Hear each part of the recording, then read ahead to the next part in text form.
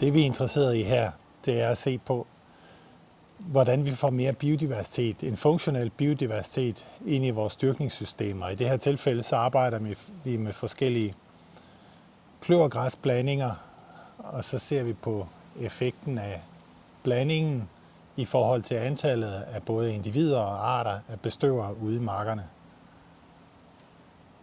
Och vi vill också testa om vi kan ändra någonting i driften för att öka biodiversiteten i odlingen.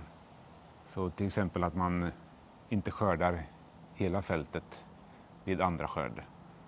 Har vi testat om det kan öka möjligheterna för pollinatörer att bo kvar på fältet. Det der er pointen er, at vi kan jo producere mange forskellige afgrøder sammen, uden at det går på kompromis med den her biomasseproduktion. Så vi kan stadigvæk opnå en høj biomasseproduktion, men vi kan så samtidig understøtte en langt større diversitet af insekter med de samme dyrkningsområder, med den samme produktion. Så det vil sige, at vi går ikke på kompromis med noget som helst, men vi understøtter langt flere insekter ved at gå ind og analysere og justere på nogle af de her blandinger, vi sår ud. Och vi vill göra det så enkelt som möjligt också till en låg kostnad.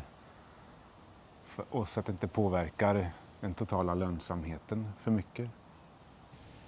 Ja, vi har samarbetat och satt upp vilken metod vi ska använda för att mäta biodiversiteten.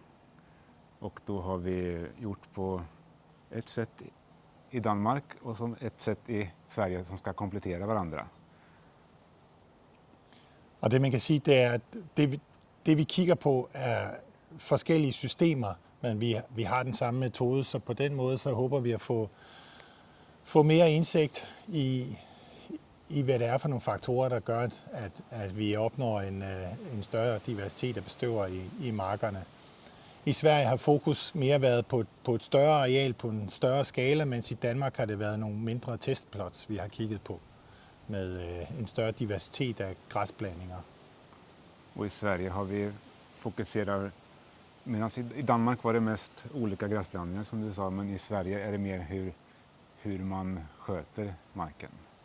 Att man hoppar över och inte skördar hela fältet vid andra skörden då. Ja, men den viktigaste insikten från försöken på Sötåsen har varit att man kan med ganska små enkla åtgärder få en stor effekt och att hålla kvar mycket mer pollinatörer kring åkern och vallodlingen. Og det er jo det, der går igen. Vi er nødt til at lige at forstå, om der er nogle små forvaltningsmæssige ændringer, der skal til, og det så giver den her store effekt i, at det er en måde, vi kan understøtte langt flere bestøvere i marken, og det synes jeg bestemt, vi har fundet, både i forhold til, hvor ofte og hvor tidligt og hvor sent der bliver slået slet, men også hvordan man behandler sine felter, sine dyrkningsfelter.